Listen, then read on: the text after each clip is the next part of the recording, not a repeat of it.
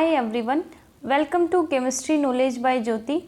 Guys, आज हम BSc part 3 का एक टॉपिक एमिनो अम्लों के रासायनिक गुण के बारे में पढ़ने वाले हैं। गाइस, इससे पहले हमने एमिनो अम्लों का सामान्य वर्गीकरण और एमिनो अम्लों के बनाने की विधियों के बारे में पढ़ चुके हैं। आज हम देखेंगे कि एमिनो अम्लों के रासायनिक गुण क्या क्या होते हैं। देखना गाइस, एमिनो अम्लों के रासायनिक गुण इनमें उपस्थित एमिनो समूह व कार्बोक्सिलिक समूह दोनों के संयुक्त प्रभाव के कारण होते हैं। आप लोगों को ध्यान होगा कि जब भी हम एमिनो अम्ल लिखते हैं तो एमिनो अम्लों में एक NH2 समूह और एक COH समूह, ये दोनों समूह प्रेजेंट होते हैं। मीन्स COH और NH2 समूह जब प्रेजेंट होते हैं तो उसे ही एमिनो अम्ल कहा जाता है। तो हम जब इसकी अभिक्रियाएं देखेंगे, रासायनिक गुण देखेंगे, तो इस एमिनो समूह और COH समूह दोनों के कारण इसकी अभिक्रियाएं बनती हैं। वह हम पढ़ने वाले हैं एमिनो समूह की अभिक्रियाएं। एमिनो समूह की अभिक्रिया में फर्स्ट अभिक्रिया देखेंगे अम्लों से अभिक्रिया का। एमिनो समूह अम्लों से अभिक्रिया करके लवण का निर्माण करता है। एग्जाम्पल के तौर पे आप देखेंगे, ये हमने एक एमिनो अम्ल लिया है। इस एमिनो अम्ल की अभिक्रिया हम करवाएंगे हाइड्रोजन क्लोराइड के साथ में। गाइस देखना, HCl में जब आप बॉन्ड ब्रेक करवाएंगे तो H+ और Cl- आयन हमें यहाँ पे मिलने वाले हैं। तो एमिनो समूह में नाइट्रोजन पे लोन पेयर प्रेजेंट होता है और लोन पेयर प्रेजेंट होने की वजह से ये इस H+ को अपना लोन पेयर देगा और इस H+ के साथ में जुड़कर NH3+ बना लेता है। भी बॉन्डिंग नहीं है, काइंड ऑफ अट्रैक्शन यहाँ पे हमने दिखाया है। तो यहाँ पे पॉजिटिव और नेगेटिव के बीच में आकर्षण होने की वजह से नेगेटिव आयन इसके पास में रहता है और ये जो हमारे पास बना है इसे कहा जाता है हाइड्रोक्लोराइड लवण।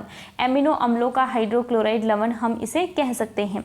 गाइस, ये थी फर्स्ट अभिक्रिया। आई होप आपको समझ आई होगी। नेक्स्ट देखना, सेकंड अभिक्रिया हम देखेंगे एसिटिलीकरण। एसिटिलीकरण में देखना क्या होता है। एसिटिलीकरण में या तो एसिड क्लोराइड या एसिड एनहाइड्राइड लिया जाता है, जिसकी अभिक्रिया हम एमिनो अम्ल से करवाने वाले हैं। गाइस, ये देखना, ये जो हमने लिखा है इसे बोला जाता है एसिटिक एनहाइड्राइड। यदि मैं यहाँ पे ये लिखती CH3COCl तो हम उसे कहते हैं एसिड क्लोराइड। इन दोनों में से कुछ भी हम यहाँ पे यूज़ कर सकते हैं एसिटिलीकरण के लिए। तो ये नाइट्रोजन क्या करेगा, अपना लोन पेयर डोनेट करेगा कोई भी इलेक्ट्रॉन्स नहीं कार्बन पर। ये देखना, ये कार्बन इलेक्ट्रॉन्स नहीं कार्बन है क्योंकि कार्बन और ऑक्सीजन के बीच में पाई बॉन्ड बना हुआ है और ये पाई बॉन्ड आसानी से ब्रेक करके ऑक्सीजन पे नेगेटिव और कार्बन पे पॉजिटिव आ सकता है और कार्बन पे पॉजिटिव होने की वजह से हम इसे इलेक्ट्रॉन स्नेही सेंटर कह सकते हैं। तो इलेक्ट्रॉन स्नेही सेंटर पे ये नाइट्रोजन अपना लोन पेयर डोनेट करेगा। लोन पेयर जैसे ही डोनेट करता है वैसे ही पाई बॉन्ड ब्रेक करके ऑक्सीजन पे नेगेटिव चार्ज चला जाता है। गाइस, जैसे ही ऑक्सीजन पे नेगेटिव जाएगा, अब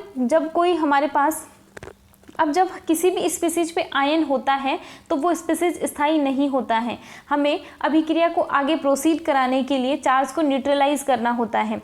तो हम क्या करेंगे, इस नेगेटिव को वापस यहाँ पे लाएंगे। वापस लाने का मतलब है कि जो पाई बॉन्ड हमने तोड़ा था वो पाई बॉन्ड यहाँ पे वापस से बन गया है। लेकिन इस टाइप से जब करेंगे तो कार्बन के 5 बंध बन जाएंगे। क्या करते हैं, कार्बन और ऑक्सीजन का ये वाला सिग्मा बॉन्ड ब्रेक करवाकर ऑक्सीजन पे नेगेटिव चार्ज ले आते हैं। तो ये हमारा एक लिविंग ग्रुप हो गया और यहाँ से इस कार्बन के साथ में नाइट्रोजन जुड़ जाता है। गाइस, नेक्स्ट देखना, जब ये नाइट्रोजन इसके साथ में जुड़ा था तो इसने अपना लोन पेयर दिया तो इस पे पॉजिटिव आएगा क्योंकि नाइट्रोजन के 3 ही बंध बनते हैं। इस कार्बन के साथ जुड़ने के बाद 4 बंध हो गए। तो ये इस कार्बन के साथ में जुड़कर जब पॉजिटिव चार्ज दिखाएगा तो हम यहाँ से क्या करेंगे, एक H+ आयन बाहर निकाल देंगे। जैसे ही H+ आयन बाहर निकला, ये चार्ज जो है वो न्यूट्रलाइज हो जाएगा और ये H+ आयन जो O- हमने बनाया था उसके साथ में जाकर जुड़ जाता है। तो गाइस, इस प्रकार से एक तो हमारे पास एसिटिक अम्ल साइड प्रोडक्ट के तौर पर बनता है और मेन प्रोडक्ट हमारा होगा RCH ये हमारे पास था। इसके साथ में NH2 था, H2 NH में चेंज हो गया है और ये NH जुड़ गया है इस COCH3 के साथ में। तो ये होगा हमारा मुख्य उत्पाद। तो आप देख सकते हैं ये जो अभिक्रिया हुई है इस अभिक्रिया को कहा जाता है एसिटिलीकरण। गाइस, हम इसकी नेक्स्ट अभिक्रिया देखेंगे नाइट्रोसिल क्लोराइड के साथ में अभिक्रिया। गाइस, सबसे पहले आपको पता होना चाहिए कि नाइट्रोसिल क्लोराइड क्या होता है। नाइट्रोसिल क्लोराइड देखना NOCl को कहा जाता है और इसका अन्य नाम टिल्डन अभिकर्मक होता है। एमिनो अम्ल नाइट्रोसिल क्लोराइड अथवा नाइट्रोसिल ब्रोमाइड, क्लोराइड के साथ में हम ब्रोमाइड भी ले सकते हैं, से अभिक्रिया करके संगत हैलोजन देते हैं। यहाँ पे देखना, ये हमने एमिनो अम्ल लिया है, ये हमने नाइट्रोसिल क्लोराइड लिया है। और यदि खोलकर इसकी संरचना देखना चाहते हैं तो इसकी संरचना कुछ इस प्रकार से बनती है, N+OCl। जब आप ये अभिक्रिया कंप्लीट करवाएंगे, अभिक्रिया कंप्लीट करवाने के बाद आपके पास प्रोडक्ट बनता है RCHCl COOH N2H2O। गाइस, यदि आप केवल इतना ही देखते हैं, जो मेन प्रोडक्ट आपका है उसे देखेंगे, तो आपको पता चलेगा कि जो आपने एमिनो अम्ल लिया था उसमें NH2 समूह को हटाकर उसकी जगह पे क्लोरो समूह लगाया गया है। लेकिन इसकी मैकेनिज्म कुछ अलग प्रकार की होती है, क्योंकि आपको साइड प्रोडक्ट भी दिखा होगा कि यहाँ पर नाइट्रोजन गैस भी बनी हुई है। तो गाइस, मैं आप लोगों को दिखाती हूँ कि इसकी मैकेनिज्म किस प्रकार रही होगी। मैकेनिज्म के लिए आप देखेंगे कि हमारे पास था एक एमिनो अम्ल RCH NH2COOH। दूसरा हमने लिया है टिल्डन अभिकर्मक जो है oxygen double bond nitrogen single bond chlorine. कुछ इस प्रकार की संरचनाएं हमारे पास हैं। इनकी अभिक्रियाएं हमें आपस में दिखानी है। तो सबसे पहले हम क्या करेंगे, इस नाइट्रोजन से ये H2 लेंगे और यहाँ से ये ऑक्सीजन लेंगे और दोनों मिलकर क्या बाहर निकाल देते हैं, H2O का एक अणु बाहर निकालेंगे। तो गाइस, यहाँ से इस नाइट्रोजन से 2 हाइड्रोजन हटाए हैं तो इसके भी 2 बॉन्ड फ्री हुए हैं और ये ऑक्सीजन भी डबल बॉन्ड से जुड़ा हुआ था, तो इस नाइट्रोजन के भी 2 बॉन्ड फ्री हुए हैं। तो हम यहाँ पे नेक्स्ट क्या लिख सकते हैं, ROOH था, इसके साथ में हाइड्रोजन जुड़ा हुआ है, ये नाइट्रोजन, ये डबल बॉन्ड नाइट्रोजन हो जाएगा, क्योंकि ये वाला नाइट्रोजन हाइड्रोजन दिया था, ये वाला नाइट्रोजन ऑक्सीजन दिया है, तो दोनों नाइट्रोजन डबल बॉन्ड से जुड़ेंगे और इस नाइट्रोजन के साथ में जुड़ा हुआ रहेगा क्लोरीन। इस प्रकार से हम यहाँ पे दिखा सकते हैं। गाइस, नेक्स्ट हम क्या कर सकते हैं, नेक्स्ट प्रोसेस हम इसे अपने आप में करवाते हैं कि यहाँ पे क्या है, इस नाइट्रोजन के पास लोन पेयर प्रेजेंट है और यहाँ से इस नाइट्रोजन पे एक अच्छा लिविंग ग्रुप उपस्थित है। तो हम कुछ इस प्रकार से दिखा सकते हैं कि ये नाइट्रोजन अपना लोन पेयर यहाँ पे देगा और ये क्लोरीन Cl- के फॉर्म में बाहर निकल जाएगा। तो गाइज, ये नेक्स्ट क्या बनेगा, ये RCH है, ऊपर COH है। यहाँ पे देखना, इस नाइट्रोजन ने अपना लोन पेयर देकर यहाँ पे ट्रिपल बॉन्ड बना लिया। जैसे ही ट्रिपल बॉन्ड बनाया, इस नाइट्रोजन पे पॉजिटिव आ गया क्योंकि इसने अपना लोन पेयर दिया है और यहाँ से ये Cl- की फॉर्म में बाहर निकल गया। तो गाइस, ये जो Cl- निकला था, ये एज ए न्यूक्लियोफाइल वर्क करता है। न्यूक्लियोफाइल के तौर पर इस वाले कार्बन पर अटैक करता है। जैसे ही इस कार्बन पर अटैक करेगा तो ये वाला कार्बन इस वाले बॉन्ड को फ्री कर देता है और जैसे ही यहाँ से बॉन्ड फ्री होता है तो हमारे पास कैसी कैसी संरचनाएं बनेंगी, ये COOH और यहाँ पे जुड़ गया है Cl और साथ में देखना ये एक N2 गैस बाहर निकल गई है। तो गाइस, ये थी इसकी क्रियाविधि। आई होप आपको क्रियाविधि समझ में आई होगी। अब हम नेक्स्ट अभिक्रिया देखते हैं। नेक्स्ट अभिक्रिया होगी नाइट्रस अम्ल से अभिक्रिया। एमिनो अम्ल नाइट्रस अम्ल के साथ अभिक्रिया करके अल्फा हाइड्रोक्सी अम्ल तथा नाइट्रोजन देते हैं। गाइस, जो आपने नाइट्रोसिल क्लोराइड वाली अभिक्रिया पढ़ी है, सेम उसके जैसी ही अभिक्रिया है ये। आप यहाँ से देख सकते हैं, ये हमने लिया है एमिनो अम्ल, ये हमारे पास है नाइट्रस अम्ल। नाइट्रस अम्ल HNO2 होता है, जिसकी संरचना मैंने खोल के यहाँ पे बनाई हुई है। तो आप लोग यहाँ से देखेंगे कि यहाँ से ये वाला OH इस NH2 का प्रतिस्थापन करेगा। अभिक्रिया की क्रियाविधि आप ध्यान रखेंगे, जो पहले हमने देखी है एज इट इज होने वाली है, इसमें भी देखना N2 गैस और एक H2O का अणु बना हुआ है। तो अभिक्रिया सेम उसके जैसे ही हुई है, बस यहाँ पे जहाँ NH2 जुड़ा हुआ था उसकी जगह पे क्या आके जुड़ गया है, OH जुड़ गया है। क्योंकि पहले वाली अभिक्रिया में हमारे पास OH के स्थान पर Cl था, तो यहाँ पे Cl जुड़ा था, अभी OH है तो इसकी जगह पे OH जुड़ गया है। तो गाइस, इसके बाद नेक्स्ट अभिक्रिया हम देखेंगे विएमिनीकरण। विएमिनीकरण का मतलब होता है कि हम यहाँ से NH2 समूह को हटा देंगे या फिर अमोनिया का एक अणु हम यहाँ से बाहर निकालने वाले हैं। ये कैसे पॉसिबल है, जब हाइड्रो आयोडिक अम्ल के साथ 473 केल्विन ताप पर एमिनो अम्लों को गर्म किया जाए तो विएमिनीकरण हो जाता है। देखना, ये बॉन्ड जब आप ब्रेक करवाएंगे तो कार्बन और नाइट्रोजन में से नाइट्रोजन की इलेक्ट्रोनेगेटिविटी ज़्यादा है तो NH2- बनेगा और CH+ बनेगा। यहाँ से H+ और I- बनता है, तो ये I- इस CH के साथ में जाकर जुड़ता है और ये H+ NH2 के साथ में जुड़ता है और NH2 के साथ में जुड़कर NH3 बना लेता है और NH3 का अणु बाहर निकला है, इसीलिए हम इसे विएमिनीकरण कह सकते हैं। अब लास्ट अभिक्रिया हम देखने वाले हैं कार्बिल एमीन परीक्षण। गाइस, कार्बिल एमीन परीक्षण एक्चुअल में आइसोसाइनाइड परीक्षण होता है। अभिक्रिया क्या होगी इसमें, क्लोरोफॉर्म तथा अल्कोहलिक KOH के साथ अभिक्रिया करके कार्बिल एमीन परीक्षण देते हैं। हमें क्या करवाना है, एमिनो अम्ल लेना है।